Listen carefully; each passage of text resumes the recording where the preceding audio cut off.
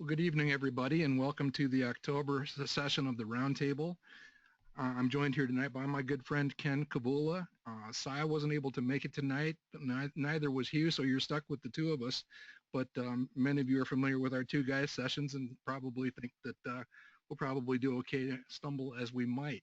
We did steal that cover slide, the art on our cover slide from the Cincinnati Okie Tri-State chapter. We're going to be down there this coming Saturday, and I just kind of like the fall colors and the Benjamin Franklin's on it. Mark, I'm going to interrupt. We are getting a little feedback that you're coming across to a lot of people a little bit softly. Maybe you can move the mic closer to your mouth or something. You sound fine to me, but I'm getting a lot of comments that you could be louder if possible. Well, that's a pretty good sign. I mean, a lot of times is that any better right there? Like I said, you were coming across okay to me. Folks, if you wrote to me before, feel free to tell me if that is sounding a better, Mark, and just continue and we'll see if we get any feedback, okay? Yep, and if we have to make an adjustment, we can on the run. My email address is there if you have any questions following the session or if you would like copies of the slides. And then there's also a remind me for yourself or perhaps a friend that you'd like to invite to a future session. That's Ken's better half, nkavula1@comcast.net. And be happy to add you to the reminder list. Here's our quick reminder that no investment recommendation whatsoever is intended. This is all about education and learning and sharing. And really what this is all about is taking the methods and philosophies and practices of the modern investment club movement and showing people what we do for illustration and demonstration. We're very big on demonstration here, but we'll be talking about real companies in real time. It could be companies that we own or have owned. But the big thing here is the education. Please do your own homework. And again, no investment recommendation is intended. Mark, we have a hand in the air from Jaya. And Jaya, I'm going to unmute you. Did you have a question for us?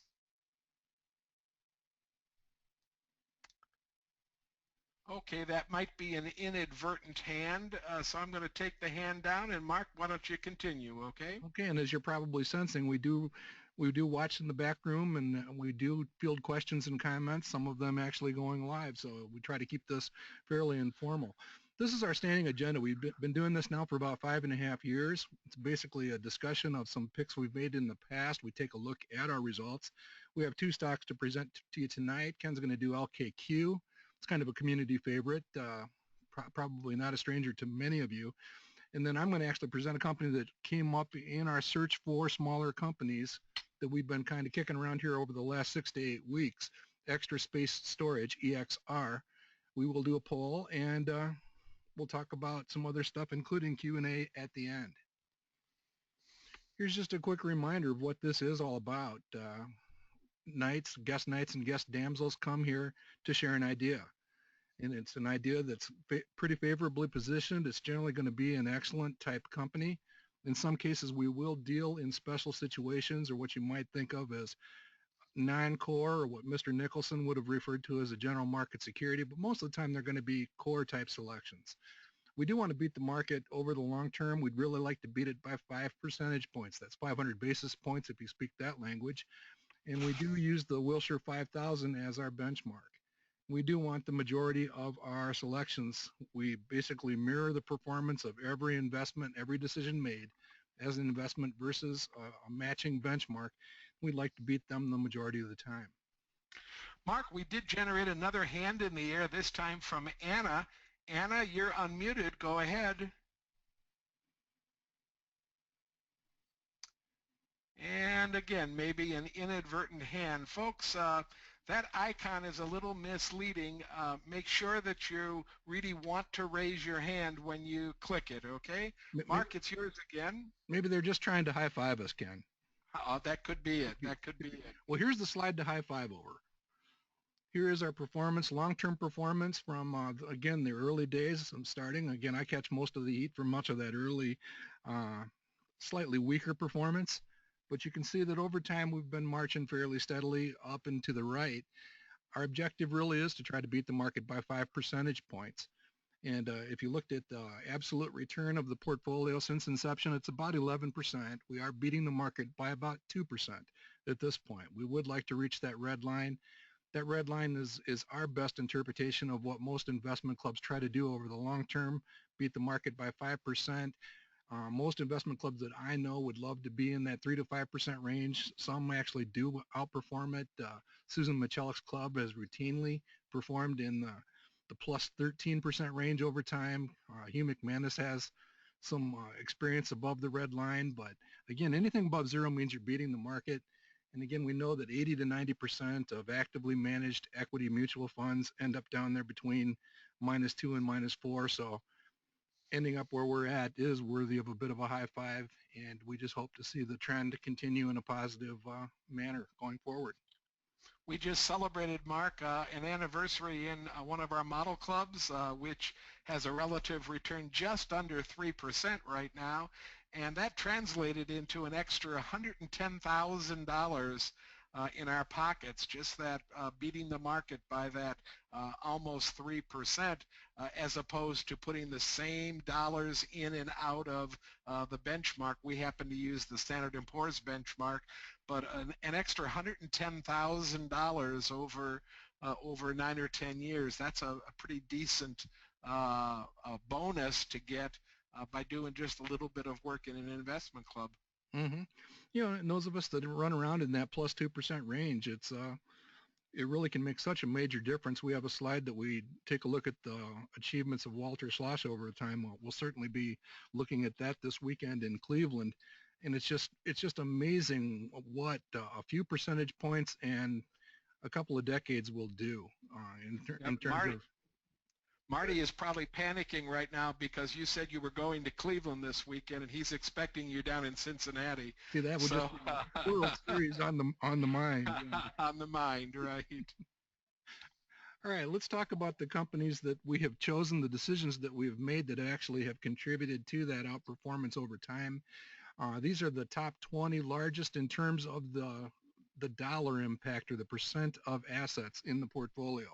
And again, this is the top 20. There's about 80 some in the whole thing. You can actually look at the entire portfolio using that link up at the top. You do not have to be a Manifest Investing subscriber to do that, although we'd love to have you for a trial or as a subscriber. But I think you can see on the left from top to bottom a number of companies that are community favorites. The thing that I like to see showing up on here are those asterisks. Those asterisks are companies that are not in the Value Line Standard Edition. And there's 3 or 4, actually 3 on this page that are relatively small companies that are part of the puzzle of helping us towards that outperformance. And Mesa Labs has been a real nice favorite. I know NIC with the ticker symbol EGOV down in the middle of the chart there. It's been one of Ken's favorites for quite some time. And then NetEase we'll also talk about here tonight a little bit. But some companies that have really done well. What we do with this tracking dashboard is every time a decision is made or a vote is cast by the audience to select a company, we invest $1,000 into that company. In the case of Cognizant Technology, it has been selected 12 times. As you can see here, here's the legend that shows up when you go to that dashboard. Here's Cognizant Technology at 12 times. You can see Apple at 8 times. So again, in the case of Apple, $8,000 has been invested. It is now worth $13,000. So again, from top to bottom, some fairly decent performance, and you can use that legend to figure out how many times a particular company has been invested in, and it can be some serious fun. Massimo, we're going to talk about tonight here in just a minute. Ticker symbol. Mark, we're getting some questions that are germane to what you're discussing right now. Dan would like to know, do dividends factor into the rates of return that you're showing about all the stocks and the general overall rate of return? Absolutely. We factor in dividends in terms of just basically reinvesting the dividends into the stock. So it basically means that, for example, a company like Cisco Systems would be accumulating shares gently over time. So we do actually include dividends in the total return as we measure it. And then we forget sometimes that we have people that are new to what we're doing. Susan would like to know, why are some of the returns over on the right-hand side, some of the par numbers, why are they green and why are some of them highlighted in a background of yellow? No, great question. The ones in yellow are companies. We basically are taking a look at that return forecast. The PAR stands for projected average return or projected annual return, and it's an annual number. And right now, if you took a look at, we cover about 2,400 companies that manifest. The average company or the median company is right around 6%. So we basically are out there shopping for companies that are 5 to 10 percentage points above that. What we have found through our research over the years is that anytime you get more than 10% above the general market, which would be about 16% right now, it's just simply a too good to be true zone, or likely to be good, too good to be true. Or in many cases, these are companies where bad news just simply hasn't been factored in yet, or the surprises haven't landed. So that's why they're quoted in yellow. And again, it's just what you think it is. It's caution, be careful. Anytime I see one of those type of companies, I want to demand the highest possible quality from them. And before I'll even maintain any interest in them, the ones that are colored in green are companies that would be in what we think of as our buy zone. The sweet spot, that 5 to 10 percentage point advantage to the market. You can see a number of the companies would be, fairly attractive shopping opportunities even now for accumulation in this tracking portfolio. Anything else that we should cover on that, Ken? Well, we're getting a question from Jaya. The question is, what is the difference in growth rates versus PAR and MyPAR? I think you have to differentiate between those two, Jaya. PAR is attached to each individual stock, and that's just the potential annualized return after you've done an analysis for the company. MyPAR is a specific number that refers to the median stock in our sample of stocks. We cover, as Mark said earlier, about 2,400 stocks in the manifest universe, and the middle stock, the middle PAR number for that middle stock out of the 2,400 is what we refer to as MyPAR. We think of that as what the average stock would be generating going forward for the next 4 or 5 years, and then we try to aim 5 points above that. So the average stock right now, I think MyPAR is at 6.1. Am I off by a tenth or so, Mark? Yeah, the market's gone down a little bit, so the return's actually up to about 6.5. So 6.5 Okay. right now. So we'd like to aim to 11.5. That's just 6.5 plus 5, so 11.5. And then as Mark said earlier, when you go 10 points above this average of what we're looking at, when you go more than 10 points above, there's nothing wrong with looking at a stock that's more than 10 points above MyPAR. But when you're looking at that, you probably want to demand really high quality. And to me, really high quality is something, starting at maybe 70 and going up. Some people would start at 80 and go up. Some people maybe start at 90 and go up. These are all percentiles. But when I look at Cognizant and see a quality number of 100, I'm okay with that yellow background. In other words, I'm saying to myself, there is a possibility that that can be achieved because of the high quality of that company. Now, Ken has been talking about return, the growth that Jaya is referring to down the middle column here. That's actually the top line growth forecast, or the top line sales or revenue growth forecast, and it's also the long-term trend. So those numbers that you see there in the case of Cognizant, approximately a 13% growth rate, Apple approximately 8, Microsoft approximately 6. You're talking about the top line growth forecast for the company from top to bottom. And then you can see at the bottom what it all adds up to. And we'll talk about those in the context of the whole portfolio here in a second. We're going to take one more question, and then we're going to continue with the prepared remarks that we have.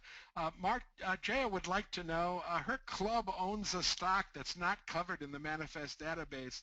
What does she do in order to get that stock covered in the database? Just send an email to me. It's on the cover slide, markr@manifestinvesting.com, and we'll take a look at it and see if there's enough information that we can provide coverage. And 8 times out of 10, that's the case. Sometimes you'll find companies that don't have earnings yet, basically are just too early in their life cycle to be covered. But we'll take a look at adding the company. Just send us the ticker. We're on the hunt for all kinds of small companies right now, so we've been adding a whole bunch of companies that you'll see showing up in some of the screens, and a lot of those have come from you guys. All right, let's go into the part of the program we think we're going to have some more comments on this here in the next couple of months as we complete some research on it. But again, this is the portfolio management session where we try to do some spring cleaning or some weeding. And again, we've been talking about this fourth selling guideline that we're going to emphasize a little bit and try to figure out what to do with here over the next few months or so. But again, we're not talking about changing anything. The selling that we would do in an actively managed portfolio is really driven by the overall portfolio, the concept of having enough growth, having enough return, having enough quality. And we'll take a look at the whole portfolio from that context and dive into it. In some cases, you'll see a quality degradation that can be enough to consider leaving a company. The wheels start coming off if the quality begins to suffer as a result of weakening margins or weakening balance sheets, increased competition. It can be any number of things leading to a degradation of quality, and that can be a reason to walk away from an existing holding. But most of all, we'll be taking a look at the return forecast for some of the holdings here in just a second. And then we're also taking a look at this in the first year of ownership using the relative return. And again, the relative return is the performance versus the benchmark as an alert and trigger. And we've just conceptualized this at -20. And you'll see a couple companies on that list tonight that we basically don't think we would walk away from. Other research that we have done has shown that to be a fairly solid protective measure. So it's something that we are going to air out in much greater detail. In fact, we've been asked to put together a course for the National Convention for Better Investing, which will be taking place in Cincinnati, not Cleveland, in Cincinnati next May. Okay, this is a little bit of a busy slide. I did throw the repeat selections up there on the upper left, and then the portfolio averages for the tracking portfolio, just so you can get a sense for, what does it add up to. The average return forecast, it's a weighted average, is 10.5. The quality is almost 90, so it's extremely good. And the weighted average growth is 9.3%. Again, we'd like to see that up in the 10, 11, 12% range. So any portfolio actions or companies that we bring to the portfolio, we just like to see that boosted over the long term. And it's not something we have to panic and do overnight, but we would like to see that boosted. We'd also like to see that return forecast brought up to 11.5 or more. And again, it's just something that we march kind of like to a cadence to. Well, in taking those type of actions, those 5 companies that are shown there in the middle of your screen, starting with NetEase down to ABB, these are the companies that have the weakest return forecast. We basically throw them on the audit pile. And just making sure that, are we imagining things? Is there something that might be going crazy here? In the case of NetEase, I'll just keep what could be a long explanation fairly short and say that the analyst consensus is all over the map on this company with relatively low growth rates. But if you throw out some of the noise, you could come to a double-digit growth rate for this company. It's a company owned by many of you. And if you throw out some of the noise, you actually end up with a double-digit growth rate. Making that change, and I think that's the only change to the analysis for NetEase, you take it from a sub-zero return forecast to a mid-single digits forecast. And I just think the overall forecast is a little more consistent with many of the things. We'll be looking at this one more closely as more information becomes available over time. But that sort of thing is important. ConocoPhillips, this is one that's kind of bugged us for a while. I discovered that we had basically been making a mistake. We'll cover that in a minute. It takes the return forecast from, again, near zero to mid-single digits, which would come more in line with what the consensus of opinions on the company are. And we'll also take a look at JW Nordstrom, which does not heal under the influence of an audit. The outlook from Value Line and Morningstar and S&P is fairly limited for the longer term. This is a company that's gone up about 42% since I selected it just a few months ago. And it wasn't one of my most comfortable selections, being one of those retail companies, but it's taken off and done pretty well. And Massimo's another one. We've selected it twice. It's now worth almost $6,000, and it's had a pretty good run. It also does not hold up very well under a stringent audit. And then ABB will probably take a closer look at, but we're greatly comforted by the fact that, again, these numbers, when audited, compare pretty favorably. The value line long-term return forecast is pretty good, as is the Morningstar and S&P opinion here in the middle of the page. So here's a quick look at what was wrong with ConocoPhillips.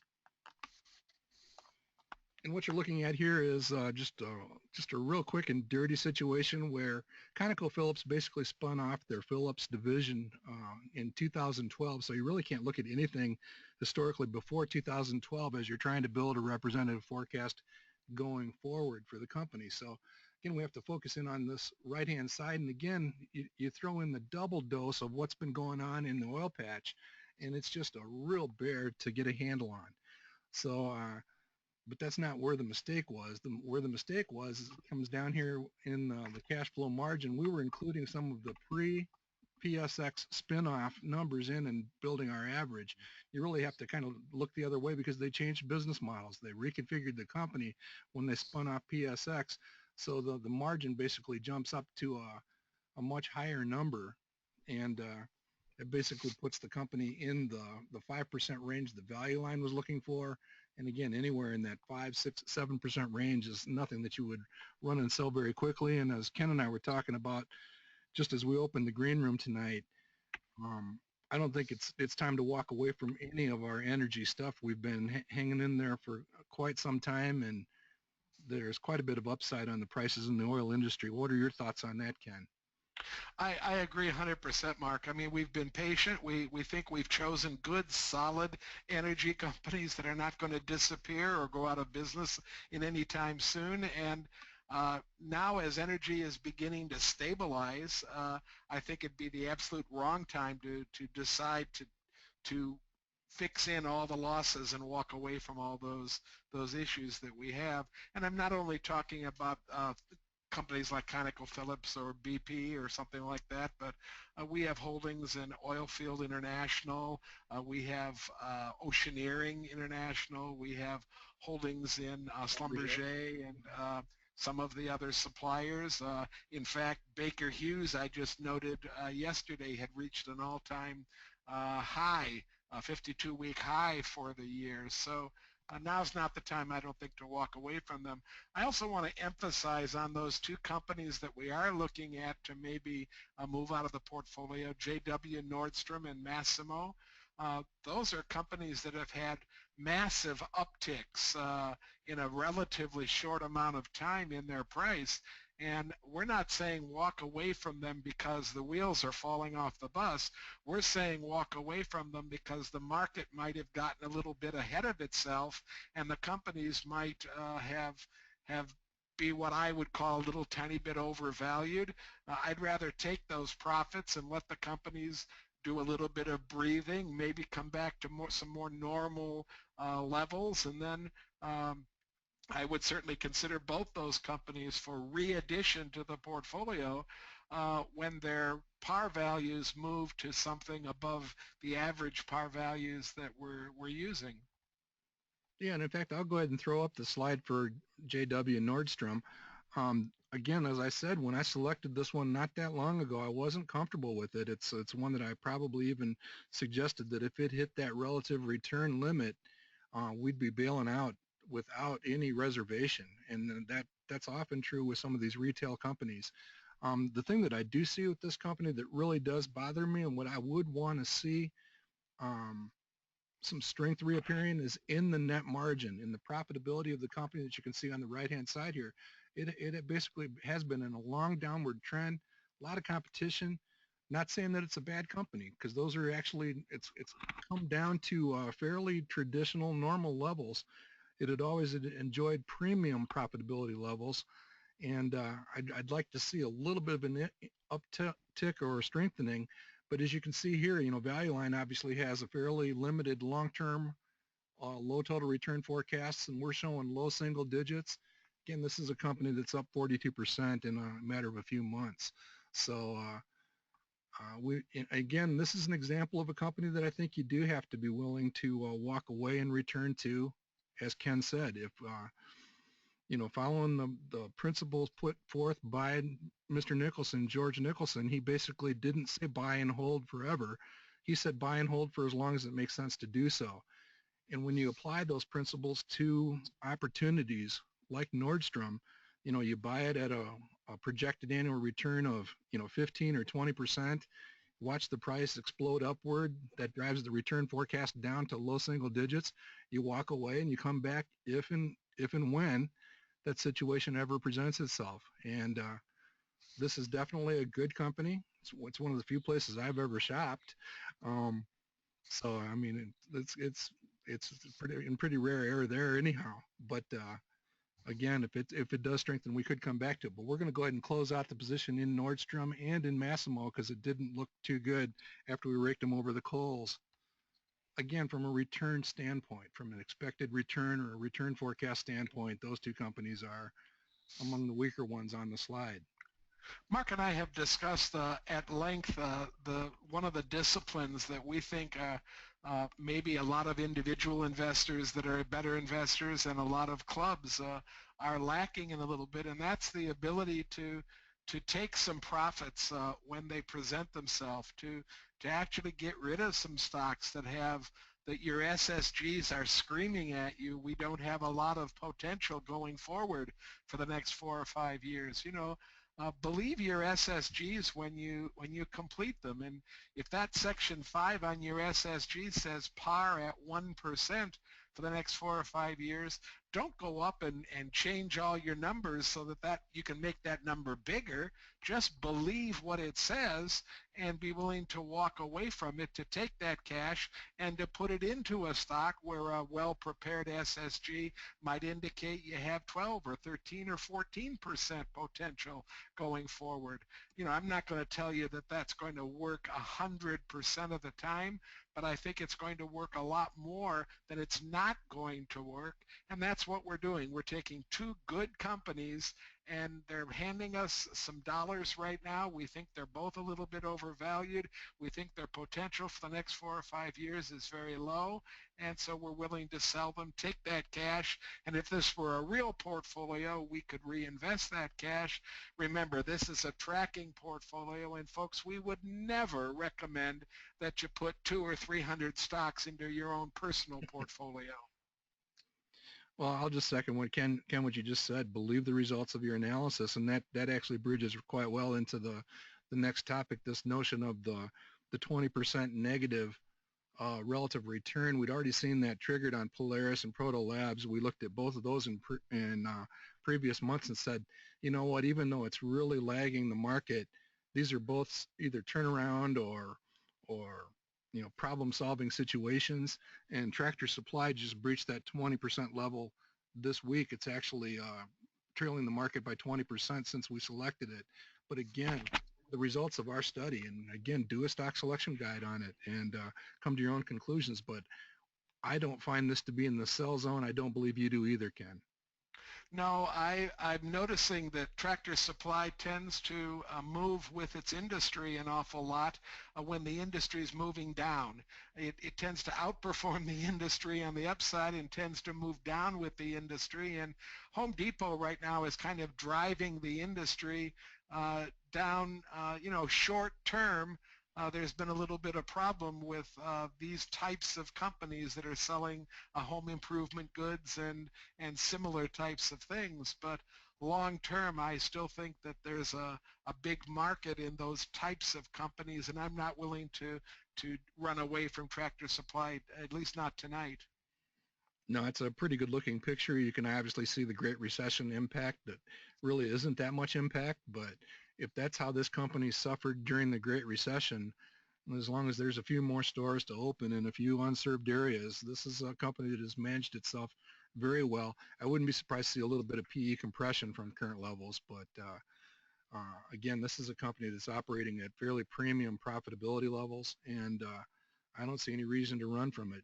I do think that having it as almost a standing procedure that we challenge the companies that hit that limit. When again, we haven't decided whether that minus 20 is cast in stone or needs to be adjusted based on the characteristics of the companies, individual companies themselves. But I do think it's important to, anytime you get a speed bump take a step back, do a stock selection guide, dive in, question and again, verify and audit all of the stuff involved here. And I see a pretty good company here that just simply seems to be swooning a little bit, as Ken said, in harmony with some of its peers and competitors. All right, so with that, let's go ahead and launch into our first stock presentation. Tonight, Ken is going to talk about automobile collisions with LKQ. LKQ Corporation. If you click once, Mark, and look at my first slide, I love when a company puts its motto right on the front page of its website, and LKQ likes to repeat and repeat and repeat: any part, any repair, anywhere. That's what they're basically trying to move towards, and anywhere for them is becoming worldwide. Any repair, they're moving out of the traditional bumpers and hoods and fenders and things like that. And they're moving into some specialized things and into places where they've never been before, including glassworks. And any part, they're also moving into parts that electronically are dealing with the automobile besides the traditional collision kind of things. So let's click and talk a little bit about the company before we do an analysis. Here's kind of a simple growth chart that shows where LKQ was when it was formed as a public company back in 2003, getting most of its revenue from that blue part of the pie right there. And that's basically traditional collision kind of parts, a little bit from other things, but mostly a single trick as far as making money is concerned. You can see that 4 years later they've added some other components, and the other part of their business grew considerably. By 2011, some more components, and that other part gets even larger, and then they begin to focus on what that other is composed of and start to bring those others into actual business sectors, so that in 2015, those two light blue pieces refer to European businesses. They took a big step outside the North American continent into Europe. So you get that light blue that Mark has an arrow hit to, and the other light blue piece that's kind of above that.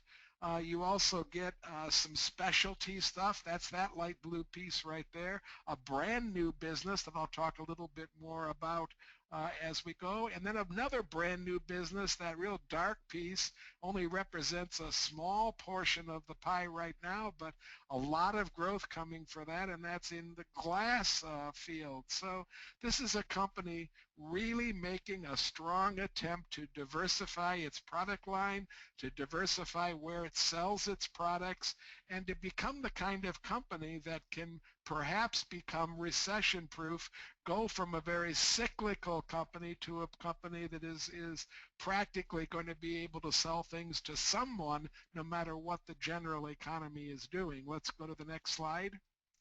Here's those specialty parts that I was talking about, and here's the glass that I was talking about, and you can read fairly quickly some of the different types of things that are included in their specialty products.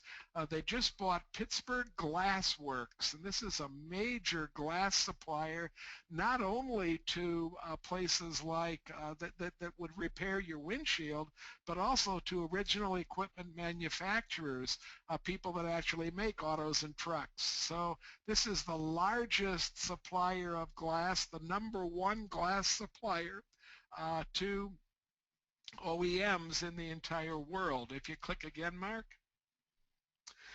This whole market of automotive repair is really, really fragmented. And the company has tried to break down the fragmentation and show you exactly which parts of the entire automotive repair market that they're focused on. And they're focused on a $25 billion collision wholesale market and a 40 some odd billion dollar mechanical wholesale market. Now that is a small piece of the entire $213 billion market, but it's certainly large enough for this company to have a lot of business. Click again. The collision products, when you go to a repair shop, about 2/3 of the parts come from OEMs, original equipment manufacturers, but that still leaves a sizable portion for people that do not manufacture this original equipment. Recyclers, aftermarket manufacturers, and refurbished parts make up the three pieces that come from outside the OEM place. And aftermarket parts, which is the thrust for LKQ's business, is 36% of these particular sections of the repair shop. So again, a lot of room for growth, a lot of place in a huge industry for them to make some money. Click again, Mark. It's a clear value position, not only from the consumer's point of view, but remember that a kind of a customer of LKQ would be insurance companies. Now, LKQ doesn't sell directly to the insurance company, but the insurance company is many times looking to get the repair done as efficiently as possible, and sometimes that means using parts that aren't as expensive as those that are brand new. You can see the differences in just some typical parts that you might replace in an automobile, and you can see that the value proposition is certainly there for recycled OEM parts and for new aftermarket parts if they exist as well, so that again, the push for LKQ, the business for LKQ, the customers for LKQ are going to be there because of this push towards value and the size of the market in particular. Click again, Mark. There's been a huge shift in the last 4 or 5 or 6 years to alternative parts. You can see that original parts are growing, their usage growing at under 11%, and you can see that aftermarket parts growth is better than 30%. So the growth in the use of these parts is shifting. We're slowing down in the growth of the original parts, and we're really growing the aftermarket parts. And what's interesting about these graphs is that it's all growing. All of this usage of parts to repair automobiles is growing. And keep that in your mind as we look at the next slide, because here's where LKQ sees itself at the moment. That green graph with the squares on it, that's the number of automobiles on the road at the present time if you look over to the scale on the left-hand side, and you can see that the number of automobiles from today, and that's what the light blue background is, on the rise. So we're going to have more and more cars on the road, more and more older cars which will need just regular repair, and more cars that are apt to get involved in some type of collision or need some type of major repair because something has happened to the automobile itself. Meanwhile, the blue bars are the number of cars that are being produced, and we're looking at near peak auto right now. We're producing just about as many cars as our market can absorb, and you can see those blue bars, the height of those blue bars stay pretty consistent over the next 4 years while the size of the fleet increases. That's just playing right into a company like LKQ's hands. Click again. Thank you. Here's just some more examples for you to see, because I had a lot of questions myself on what exactly were specialty parts.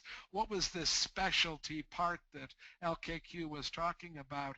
And these are things that traditionally LKQ never dealt with. You can see the wheels and the tires, or the towing equipment, or things for RVs, or accessory parts that are you can't pull off of a junked car. These are all the kinds of specialty things that LKQ might be, not might be, but is moving into their product line and selling to a lot of different people. Click again, Mark.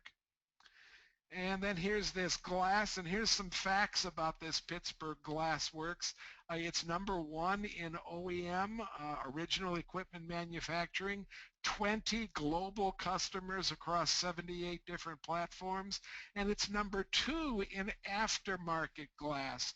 So I just got a big stone chip in my a brand new car's windshield, and I went to one of these places that puts my glass in, and lo and behold, I was getting a Pittsburgh Glass Works windshield for my new car. So you'll find these products if you move towards aftermarket retailers as well. Click again. Here's Mark's Eagle. This is what he and I like to call an SSG for the new century. And essentially it starts with sales, it moves through all the different things that impact sales and comes up with a projected annual return down in the bottom right-hand corner.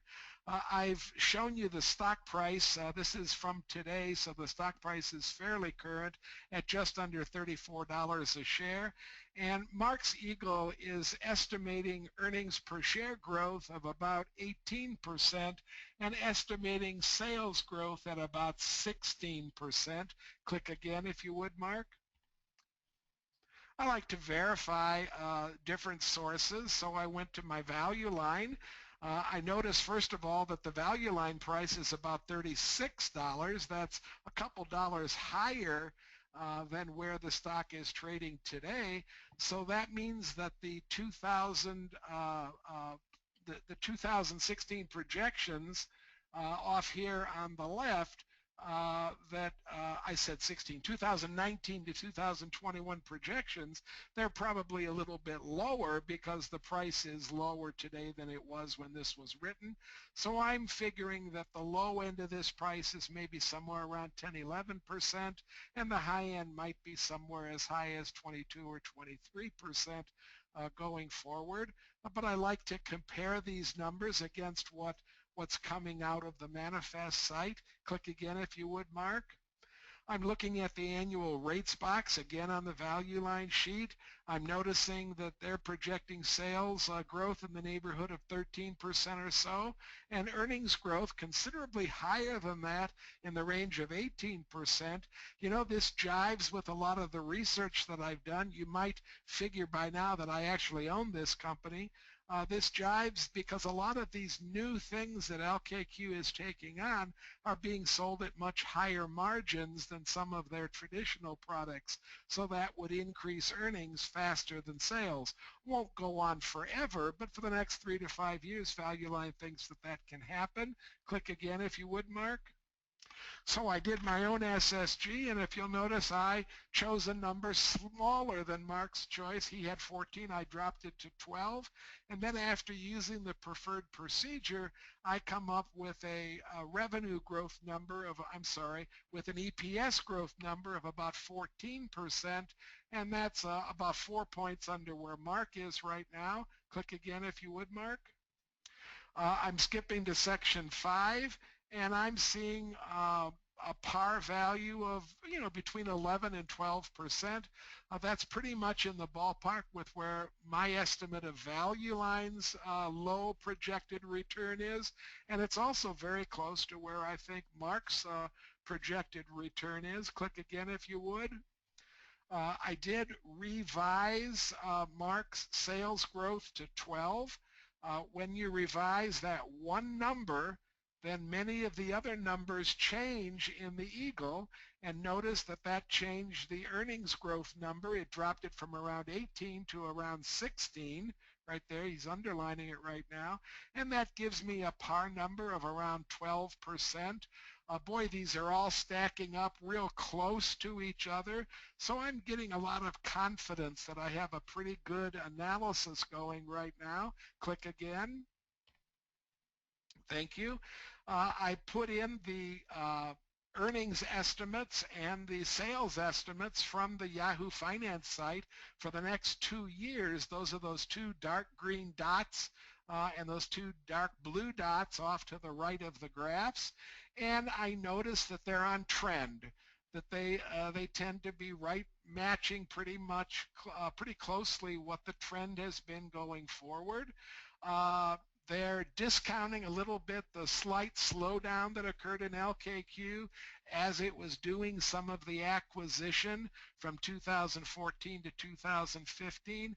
Notice the most recent quarterly dots. Those are the smaller dots to the right of the dark vertical line. Notice that they've moved back in a steeper direction than the year-to-year dots were. So again, I'm really comfortable with my analysis. If you would click one more time, Mark. And that's the last one I have. So I'm putting LKQ into the portfolio. We have chosen it before, but not a whole lot of times. I think it has the potential to bring us back 10, 11, 12%. And I think that's great return from a medium-sized company, and I'll accept it. Well, thanks, Ken. Trivia question for you. Do you know what LKQ stands for, the words? You know, I have no idea, but I know that your wife Wendy was involved with this company at one point, so I'm going to guess that you know the answer to that, right? I actually do. At least I'm 99.9% sure of it. It stands for like, kind, and quality. Like, Okay. kind, and quality. And a lot of it goes back to that slide that you had where you mentioned that one of their tangential customers are the insurance companies. And it comes back to a period in time when automotive suppliers were substituting materials and doing some things which caused nasty things to happen. In fact, things that caused litigation. And so this company is the successor company to a number of other companies that basically said, we'll come in and we'll make sure that we track your supply chain and make sure that everything you do, and we'll basically certify that the materials and the dimensions and all that stuff check out on your replacement parts. So that's literally the genesis of the company, like, kind, and quality. Yeah, it's a fairly new company, but you can't argue with those lines. I mean, when I teach people around here to chant up, straight, and parallel, this is the kind of company that I'm referring to. Yeah, it's a good one. The only caution that I would have is this is a serial acquirer. As Ken said earlier, it's a deeply fragmented industry. They have been buying up collision repair centers and all kinds of stuff going back many years. And so, some of the historical data can be a little bit distorted or disrupted by the fact that they're an acquirer, much like we would have seen with Cisco or Danaher or any of those type of companies. You just have to factor that into your analysis and make sure that the company that you're modeling going forward, this Pittsburgh glass thing is probably going to be pretty big. So you want to monitor that for a company like this in terms of, what does that business model look like going forward? Good stuff. Thanks, Ken. And by the way, I believe we've selected LKQ one time in the past. I think it was a one-time selection, and it's up about 70%. So it's turned out to be a pretty good deal for us so far. All right, I'm going to take us through a company that I've never heard of, or I actually had seen it but never paid any attention to it, a company by the name of Extra Space Storage, EXR. I know that as we try to go through and clean out our house and some of the nooks and crannies in our house, I think I can commiserate with people who can't throw things away and actually end up needing places to store things. That's the business model that these guys have. You can see it's fairly up, straight, and parallel. A few years of operating history, so let's take a little bit of a closer look. I'd like to start by sharing with you where it came from. Where it comes from is basically, I took a look at companies which may qualify for our best small companies list that we'll be putting out here in a few weeks. And this set of companies is companies under $1 billion in sales, so you'll see only 3 digits here in the sales column. So relatively small companies. And we require that they have at least double-digit growth expectations. So you'll see everything is going to be 10% or greater down this growth column. So Combining those two things with a strong quality rating and a decent return forecast, you can see they're ranked by the manifest ranking. These are the top ones so far. This is a work in progress, but this is where I wanted to go shopping. So as I look down this list, you can also see fairly sparse coverage by value line, fairly sparse coverage by Morningstar and S&P. This is the analyst consensus here that's covering all of them, but only with a one-year outlook. Uh, the GS over here stands for Goldman Sachs. And again, not a whole lot of coverage. As I look down the list, the one with the highest return forecast, and since we're being frisky, we might as well be fully frisky, the highest return forecast is Extra Space Storage. The other thing that I find compelling looking from left to right is a decent value line. They are covered in the standard edition of value line. Decent price to fair value. Again, anything under 100 is a company potentially on sale in the opinion of Morningstar. So 89% is basically at an 11% discount to what they believe the fair value is. Right now, the average company has a one-year consensus total return forecast of about 11%. So that checks in at a fairly favorable amount here at 24. And you can see that even Goldman Sachs, who's been kind of tough on especially some of the smaller companies lately, really likes this one for the year ahead. And so it compares pretty favorably top to bottom on that chart. Many of these companies probably would fall out as you started axing out companies that don't quite make it as you're trying to figure out a shorter list of companies to study. I think I'd end up studying many of these companies down at the bottom of this list under those terms and conditions. Well, here's the company, and you've probably seen them. There's actually one, I think, within a few feet of the national headquarters for Better Investing. If not these guys, one competitor, but you will see these actually type of storage units for people who need to store stuff all over the country. And in fact, if you've driven by one or now you recall seeing one, well, here's why. Pretty good geographic diversification, although they've got a lot of room to run. They're not in all the major metro areas, and they're basically partnering with joint venture opportunities, franchise-like opportunities, and looking for commercial real estate that is selling at a deep discount that can be renovated and turned into one of these models. You can read all about it. As Ken often suggests, you can take a look at their investor relations page, and the most recent presentation was made less than a month ago, and where they map out and show you some of that work in progress and the types of things they've been doing. But the moral of the story is they are geographically diversified, but still with some room for expansion and opportunity. Why is this an interesting, it's not a sector, it's actually an industry, but or a group of industries. This is where some of the best, FFO stands for funds from operations. That's a REIT term. It's basically conditioned earnings, if you want to think of it that way. It's their flavor of earnings for the type of business that they are. But the important thing is that this is their bottom line growth comparison versus other industries. And you can see that the storage industry is trading pretty well at a pretty good land of opportunity. Again, in terms of, is there more market expansion opportunity for the company? And you can see some other names that you probably will recognize, Public Storage being one that a little bit larger than Extra Space Storage, but they're both in kind of the same class, and there is an awful lot of opportunity. You can see U-Haul has gotten into the business of storing stuff for people. And again, much like Ken's opportunity that's deeply fragmented, much the same type of a scenario here with all kinds of storage opportunities nationwide and globally.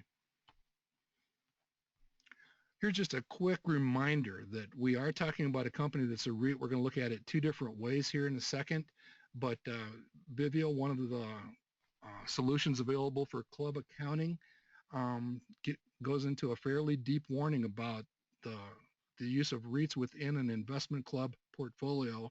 And they list some reasons why it can lead to some heartache and headache. And we all know that you want to keep your club treasurer happy and keep their life as simple as possible.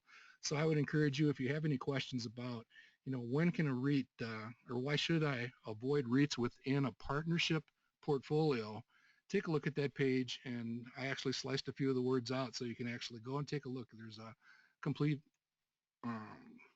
warning there. So think about this, become fully educated, and think it through. Well, here's a look at that graph. Again, fairly up, straight, and parallel over time. It was classified as in the industrials and the industrial services division, so we looked at it as an industrial company for quite some time. Um, Much like many of the paper companies that have gone from industrial companies to being classified as REITs, many of these companies have also. Um, in this case, we see a company that is growing in that 12 to 13% range. That's simply the slope of that trend line through the data, with fairly interesting net margins over time. You can see they're basically maturing and coming in at a very attractive level for net margins, 30 to 35%, depending on how you look at it, and with a fairly stable PE ratio. For a company like this, again, tracking is a REIT that's going to track a little bit higher in price to FFO, but this is a company with a PE ratio probably in the 30s. Value line likes 41 right now. But again, we're looking at a company, and again, as we were talking about just a few minutes ago, the average stock right now is down around 5 to 6%. These numbers are all fairly healthy premiums. We'll be reclassifying this one into the real estate area, into REITs, and into the brand new sector that S&P has and Morningstar have classified, reclassified sectors. They're breaking out some financial companies into real estate, creating an 11th sector. So we'll be doing that here over the next couple of months. So this one will actually be making that jump. We'll take a look at it in that from that perspective here in a second, but we will be doing that. And I think one of the things we'll probably also do is take the telecommunications industry, which is actually relatively small in terms of population, and probably just shuffle that into technology and keep us at 10 sectors. Haven't decided yet, but we'll probably look at something like that. With the financial companies and specifically the REITs, what we like to do, just like we do with any asset-based company, we like to take a look at the earnings and the book value over time. Again, no different than Berkshire Hathaway and Warren Buffett does it. In this case, we're looking at the company in terms of book value growth over time. You can see that Value Line has a relatively vanilla expectation, 4 or 5%. If you actually do a study on the company and trend out the book value, you can get something closer to 8. That actually is offset by, if you take a look at the projected return on equity of 15, we actually see a number more like 12. This is the 3 to 5 year forecast from Value Line. And I think that as this industry does mature and as they continue to do their type of acquisitions, they're going to be driven in somewhere into this range. But I don't think I'd be too ambitious about going much higher. There's a lot of competition in this area. Their PE ratio, just as we saw on the other slide, is going to range somewhere in the 30s. Going to be a little bit higher just by the nature of the beast. And again, you can see that the return forecasts are very much in an attractive area across the board, depending on how you look at it, including that low total return forecast from Value Line. So again, as we look at the business model for a company like this, an asset-based type business, properties generate rental income, if you want to think of it that way. We've basically replaced the sales dots with the book value so we can track that over time. Again, the same thing that we would do with a company like Berkshire Hathaway, which is just a major financial conglomerate. And then we graph the book value versus the earnings. The difference between these two lines in this case becomes the return on equity. You're literally looking at a picture of the return on equity, and you're seeing this increasing return on equity by nature of how these are getting closer together over time. And again, my expectation would be that they're not going to get a whole lot more closer together, probably going to mature and stabilize out in that 12 to 13% range. Anything above that would be, again, a bonus. So again, we'll reclassify it, again, whether you look at it as a standard industrial or as a REIT, especially in keeping with some of the work that we're going to have to do here in the next few months. The returns are 10, 11, 12%. Hopefully Value Line's right, and it comes in even a little bit higher than that, but it's a different kind of company, different kind of portfolio. It qualified as one of the smaller companies in our quest for companies. So we'll go ahead and add extra space storage and track it carefully. So I think we'll just take a moment for Hugh. Hugh is not able to join us tonight. I just thought we'd run his 52-week low proximity screen, not using his companies, but the companies that in our complete database. And again, we're looking for companies that are high quality, in the sweet spot, and relatively close to their 52-week lows.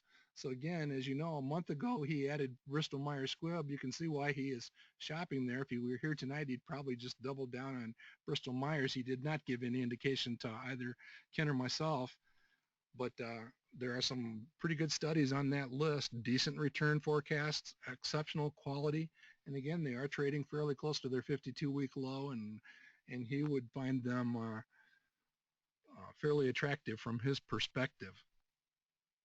Some fairly decent studies on that list with very few unknowns. Any I will questions? tell you, Mark, that in some of the portfolios that I'm dealing with, there's a lot of interest in Starbucks and in CVS Health.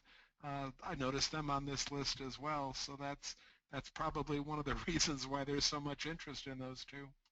Yeah, and I noticed in the retail company update that VF Corp, that's basically Levi's. That's a pretty decent company, very good long-term track record. It's kind of neat seeing them show up on a list like this. Not terribly surprised to see Infosys. I would also point out that Roche Holdings, it's one of the very first selections we made here at the roundtable over 5 years ago. It's performed very well for us, but again, if you're looking at some international diversification into the pharmaceutical area, might be interesting to get Hugh's thoughts on that one next month if that continues to maintain in that proximity to the 52-week low. Mark, we have a hand up from Marie, so I'm going to unmute her and let her ask her question. Marie, go ahead. Yes, thank you. Can you hear me okay? Yes, we can. Okay. Greetings, Marie. Okay, so for rights, I know that it's always important, with the interest rates projected to go up, how they're rated and how much what kind of a premium they might have to pay when they're selling their debt or selling bonds or Okay, you're talking about for a REIT like yeah, if they're to fund future expansion. Absolutely. The impact on them, it's not just them, but in the case of Extra Space Storage, I think they're about 30% debt capital structure. So 30% of their capital does come from debt. The thing that really underscores their strength is that if you take a look at basically their mortgage payment, the interest rate that they pay on their debt, it comes out to be about 3%. So they're widely regarded by bankers and people who loan them money as being a very strong company. The 3% is relatively low. Again, the average company is about 5.3 for companies that do have debt. So that 3% is strong. The impact of what you're talking about is that number gets ratcheted up, and you would have to check and see, what specifically do those loans, what do those bonds look like? In the case of Extra Space Storage, they're very long term. They're fixed. They're right around that 3% level. So considerable strength. What really comes into play is when the bonds expire and you have to replace them with potentially higher interest rates, something that these companies have not had to deal with for a great many of years. And I don't think that they'll reach levels that cause extreme levels of concern, at least not the type of stuff I hear coming out of Wall Street every day, for quite some time yet. Could be wrong about that. Okay, and it sounded like you said they were buying, they were trying to buy cheap land, so they're actually buying and not renting those sites? Oh, they have an extremely high occupancy rate that runs about 94%. So as people pull their stuff out, they're able to repopulate their storage units, and they're refurbishing and turning those things around very quickly from when they buy them, basically bring them up to snuff and make them available to the public. So it's they don't have a whole lot of assets that are sitting there idle. Okay, Mark, let's go to our poll next, and then we'll answer some of the questions that we've been accumulating, okay? Okay. So I'm going to bring up our poll, and I'm going to launch it. And many times we give you 4 choices, but tonight you're only going to have 2 choices. So if you vote for one or the other, either putting some money into Extra Space Storage or putting some more money into LKQ, All you have to do is use your mouse and click on which one you prefer, or if you don't like either one of them, click on none of the above. I'm going to leave the poll open until we have maybe 80-85% voting. We're at 75. We're at 80. Let's give you about 5 more seconds to make a decision. We're well over 85% voting now, so I'm going to close the poll. If I get less than 10%, I'm not coming back again. No, you got more than 10%, Mark. Okay. All right. So we have 30% of you feeling that we should put a second position in extra space storage, and 66% putting some more into LKQ. So we will take 2 positions in LKQ this time, All right, and we'll see where we go. This is a time, Mark, where I could have lived with either one of the companies. So let me take a look now at some of the questions we have, and we do have a fair number of questions. So let's see if we can work through a few of them, okay? As Ken is doing the shopping, I'll go ahead and mention our coming attractions while he's looking at his questions. Just a reminder that we are going to be in Cincinnati. Ken talked about it before we kicked the doors open tonight, this coming Saturday. It's free. I think there probably are a few seats left because Marty and his team have put together a little more space. Again, that's in Cincinnati this coming Saturday. It's a full day session with Ken and myself, and then we're going to have kind of a repeat of that in Peoria on November 12th with the Heart of Illinois. Hopefully we'll track down some of those Beardstown ladies when we're over there. The Mid-Michigan Stock Pickers, there are many Mid-Michigan people here in the audience here tonight, is in Bay City on the 19th of November. That's a Saturday morning program that we generally have a lot of fun, and I am on the leaderboard, so we're looking forward to that with great trepidation. And the National Convention, again, just as a reminder, is in May, and it's in Cincinnati, so many of you in the listening area can reach there by either walking or driving, and we just hope you'll look forward to that and participate. One last thing that we are kind of kicking around in the community is the book put out by James B. Clunan of the American Association of Individual Investors. The title of his book is Investing at Level 3. We've got a few people that have looked at it. We think that from the description, I think it probably parallels Nicholson's Individual Investor Manual. So I've ordered my copy of it, and we'll probably be putting together a book series, including a webcast or two, just to kind of dissect it. And one of the things I like about it is he talks a lot about what we call all of the above investing, where you want to have small, medium, and large companies. He's got the shadow portfolio over there at AA. And then he just has this emphasis on smaller companies.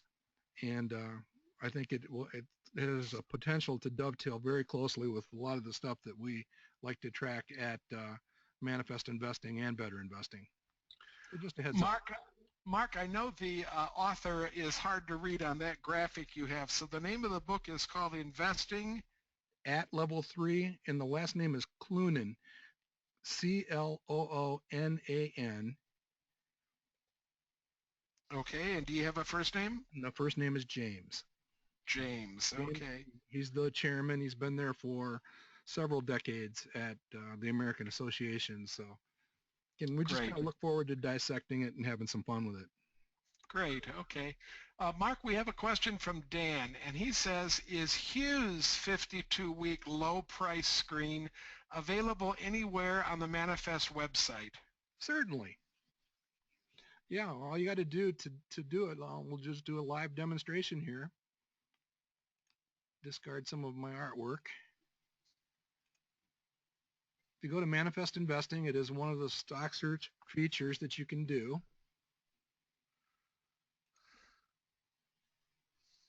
Okay, so you just go into stock search, do a new stock search.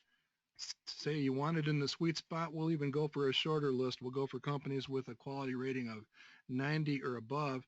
And then you want companies, Hugh talks about watching for companies that are within 20% of their 52-week low. We're actually going to crank that down to 10 just to keep the list short. So we're going to be looking for companies that fit that description that are less than 10% away from their 52-week low. This will be a slightly shorter list, just a little bit shorter. And then you can sort it by clicking on the versus 52-week header. You can see that Roche comes up and that same list comes up. So again, under stock search and just basically fill in that area that you want to take a look at. Jerry is asking, is there no longer an issue holding REITs in an investment club? Jerry, I think Mark made the point that a REIT is something that might give your treasurer some real headaches if you hold it in an investment club situation. And I think that both of us are referring you to an article on the Bivio site that talks about what you would have to go through if you really did wish to hold a REIT in an investment club. For most clubs, the best answer is stay away from a REIT within the club setting. If you like the REIT, if you like the situation, put it in a personal portfolio rather than in a club situation. Marty says, Mark, just for both of us, that when he was a working person, he despised LKQ, and now he owns lots of it. So, okay, so I just thought that was an interesting thing. Chris says he has a more generic question. How can you get to an eagle on Manifest? Christopher, that's a pretty easy thing to do. Go to the Research tab on the Manifest page, and under Research, when you click there, you'll notice that one of the sub-menus is My Studies. And when you click on My Studies, that either brings up a blank eagle if you don't have any studies saved, or it brings up a list of all the eagles that you've already created, and it gives you a chance to either alter one of those or to add a new study if the company that you want to deal with is not on your list already. We have another question for Christopher. He says, does LKQ sell to the public like AutoZone, or is it mostly to repair shops and the like? And the answer is mostly to repair shops and the like. LKQ, I don't think, sells directly to the individual consumer in any way, and I did indicate that they were moving in this specialty area and in the glass area. They were also selling to original equipment manufacturers, but I don't think they sell. In fact, I'm sure they don't sell to individual persons in their business. If they did, it'd be a very special, unique case. And here's another question from Christopher. How is the drive towards self-driving cars being pushed hard by government going to affect LKQ? Chris, if you go to the LKQ Corp, and that's the way you get to it, it's LKQ Corp, C-O-R-P.com, and look for presentations, and then call up the most recent investor presentation. They have 3 or 4 slides showing where their estimate is that crash avoidance and self-driving cars will not have a big impact, if any impact, on the business until well into the mid part of the 2020s. So you might want to go take a look at what the company is predicting. Of course, nobody knows for certain, but at least the company is thinking along those lines and trying to prepare for it. Ed Brown, hi Ed, how are you? Says, who are the main competitors for LKQ? And Ed, again, if you go to the LKQ Core site and look at the investor presentation, LKQ lays out a list of competitors. For the most part, there are no national companies that compete with LKQ. There are 1 or 2 regional players, but many of their competitors are pretty small, and they're the kind of acquisitions that LKQ is making to continue to grow their business. Bill from Arizona, I think, is saying Nordstrom sales growth dropped from 7.5 to 5 in 1 week. How can sales growth drop 33% in a week? Mark, I have a possible answer, but why don't you try to answer that question? I have no idea. I mean, I would think that fluctuations of that magnitude are fairly common for a company like Nordstrom's. I don't know. What are your thoughts, Ken? Well, my thoughts are that maybe you're not looking at actual sales numbers either, but rather you're looking at projected sales numbers. And those things jump all around, especially around quarterly reporting time. But if it's actual sales, well, that would not really bode very well for the company. Oh, I don't know if you get actual weekly sales for any retail company, but oh no, maybe I think I'm I wrong. think we're confused. I put up the slide for Nordstrom right now. The what you're looking at on the left-hand side is the value line assumptions. The ones on the right are what I would do in the course of my own study. And that's not a matter of that's not act. Those aren't actual numbers. Those are both forecast numbers. And I would be more inclined to use a number closer to 5 than the 7.5 used by value line. So Bill, you're looking at analyst numbers, and then you're looking at Mark's number compared to what the analysts are showing there. Then, Marie wants to know, Mark, do you have any thoughts on the possible TD Ameritrade purchase of Scottrade? My only thought is I've had very good experience with both firms. I've worked with clients that have uh, and colleagues in the business that have very high praise for both. Um, it seems to be a fairly good combination that I think will be ultimately quite strong. So I don't have anything negative that any concerns that I have other than a lot of times when these companies get really big, the service can fall off, but no signs of that from either of the two of them. So no, Yeah, I my think only it's hope positive. My only hope, Marie, is that my local Scottrade office doesn't disappear. I went to Scottrade because it had a local office where I could talk to human beings if I chose to. So that's my only hope. But other than that, I agree with Mark. I think these are two very fine companies with good reputations from within our own community. I know a lot of clubs that use one or the other for their club trades and everything, and I've never heard really very much negative about either one of those companies. Mark, Joe would like to know if you have any comments on Apple. Any comments on Apple? No, other than to say that it seems to be it's going to be turbulent. We know that that's a natural expectation. It's going to be turbulent, but longer term it looks pretty good. They did disappoint by buying back fewer shares than was expected by the street. I was shocked to learn that they've got now about $250 billion in cash that I thought was actually being whittled down. That just it's a cash animal, cash cow apparently. That they've got a lot of cash. So I would expect them to do something strategic with it. And I'm kind of surprised that they bought back fewer shares apparently than they'd previously signaled. Ann Manning, one of our damsels, is asking if there's any way that her nephew, who's not yet a Manifest Investing member, can come to the roundtable. And anybody can come to the roundtable. All your nephew needs to do is send an email to my wife, and I'll give you her email address again. It was on our front slide. There it is right there, nkavula1 at comcast.net. And if you just send her an email saying, I'd like to be added to the reminder list, then he will be added. He'll get a reminder once a month, and inside the reminder is a link to the registration for the roundtable.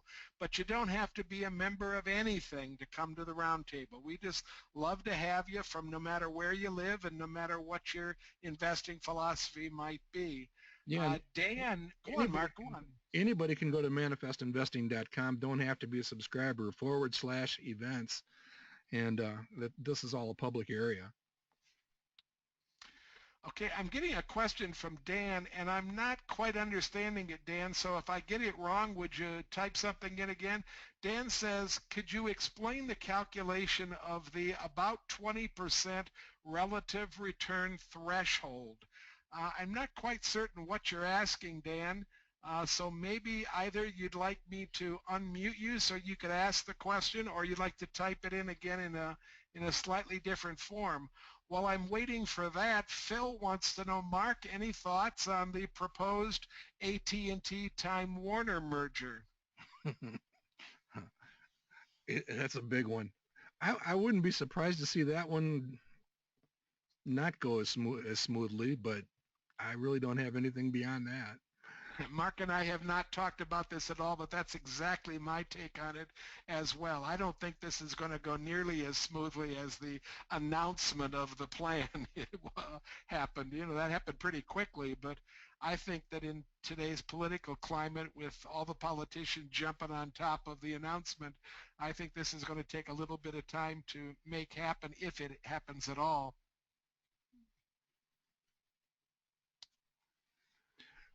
Dan has expanded now. He says early on about selling stock criteria, something about 20%. Uh, here's the slide up that we had about selling. Oh, okay, Dan, Mark, he's talking about the relative return trigger.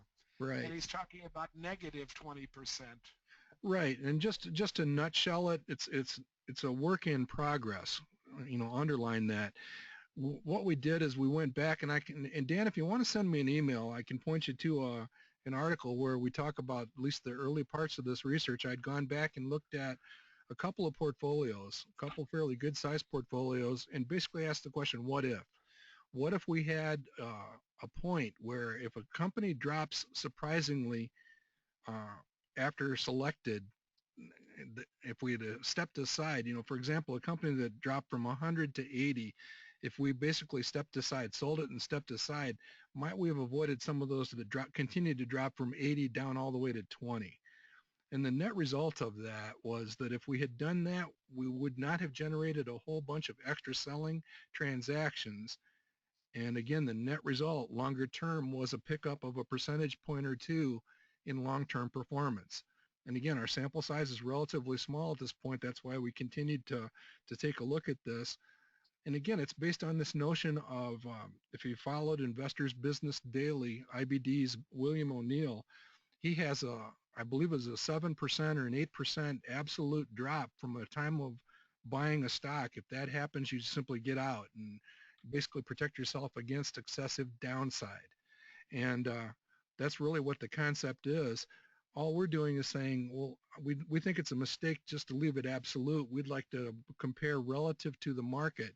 So it's not just a -7 or a -8% drop. We're also comparing to, well, you know, if the market went up 10%, that's a whole lot different than if the market went down 10% and your stock was actually outperforming under those conditions. So that's where the relative comes from. Again, we haven't even decided yet if the 20% makes a good line in the sand, or if that line in the sand needs to be variable, basically respective of the characteristics of the individual companies, the stability of the individual companies, etc. So and just to muddy the waters a little bit more, we've also tossed around the idea that maybe that number will vary depending on the size of the company and depending on the characteristics, whether it's a good, solid, high-quality company or whether it's a more cyclical company. So we're talking about a lot of different ideas when it comes to using this alert. And we're not saying that it's something automatic even if we decide on a number. We're saying it's something that should be drawn to our attention, however. And anytime you can take a good hard look at something that's having a little bit of an issue, whether it's price-wise or fundamental-wise, I think you should take the time to look at it if it's in your portfolio. Yeah, and we had a couple really nice case studies where, you know, stepping aside would have been a really good idea, and it's not that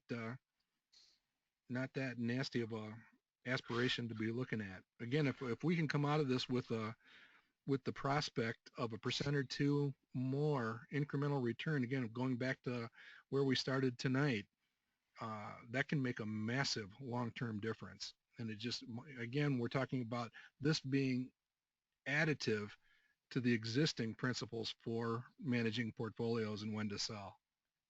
Now, Phil would like to know, do either one of us like trading options? on the equities that we're interested in, or do we just buy the stocks outright? I know my answer. Mark, why don't you give an answer? Well, I think I know your answer too. I find time finding enough time. I certainly don't trade. I have on limited cases used covered calls in some of my IRAs for for for companies that get overvalued, temporarily overvalued. Things can be overvalued for quite a while. So that's basically just creating a hybrid dividend. Um, so I have used it in IRAs. I've done just a few covered call options. I wouldn't be adverse to doing some selling of options, but it's not highest on my priority list. It can make a lot of sense. Yeah, I've done some dabbling in this area, and for example, a stock like Nordstrom, which I think is highly overvalued right now, and which I would want to sell out of my portfolio, I might take an option on it very close to the price it has, and if it sells out of the portfolio, then I'm not concerned, and I've made a little bit of extra money. And if it doesn't sell, then maybe I was a little bit too early, and I might continue the option or take a new option on it. But I don't do this to any great extent, and I play around with it with stocks that I really think I'm going to get rid of no matter what. And that's the extent of my experience with options, although I do understand them. And I'm in an investment club with a number of gentlemen that do this on a very regular basis and are able to add an extra half, 3/4% to their return by the dealing with options. So there's something there. There's I put too much time into better investing to have the time to fool around with them, well, frankly. Go on, Mark. the other thing, and this is kind of a note to self, a note to both of us and all of us. I have seen them used effectively by people like Matt Wilms for a selling discipline. And that could eventually become a fifth bullet. And I'll give you an example. Um, we have bellyached around here about Hugh's selection of staples at 8, which happened to go all the way up to nearly 20 before settling back after the deal fell apart, back down around 10 or whatever. I think using options and some type of price targeting in that type of a situation, much like Matt Wilms does with some of his clients, could actually bring selling discipline. So it's probably not something to sweep away, but I think we'll take it one step at a time. I do see that as a potential for some really nice discipline selling and for trimming of portfolios. So Yeah, if I were listening to my wife, she would say, well, if you just stopped all the blankety blank webinars and if you just stopped traveling to all these chapters, you'd have time to do some of this stuff for ourselves. So, but I don't think I'd be as happy as I am right now, and so I'm going to keep doing it. And my wife smiles at me and says, well, you're allowed. You can keep it up. well, So. and on top of that, we only do that type of thing if we can keep it really simple, and it's got to be logical, and we've Yeah, got to keep it simple. yeah, yeah. Mark, I think we've cleared the question panel by this side. We're getting some thank yous coming in now. I don't see any hands raised. I'm going to wait just about 10 seconds because usually when I say that, things explode. Nothing's exploding, so before it does explode, why don't we sign off for this evening? Thanks everybody for coming. Have a great Halloween, and Mark, as usual, thank you so much for helping out on this program. This is a wonderful program, and it wouldn't be there if it wasn't for you and Cy and Hugh. So thanks so much. You're most welcome, and thank you. Well, I'll see you soon.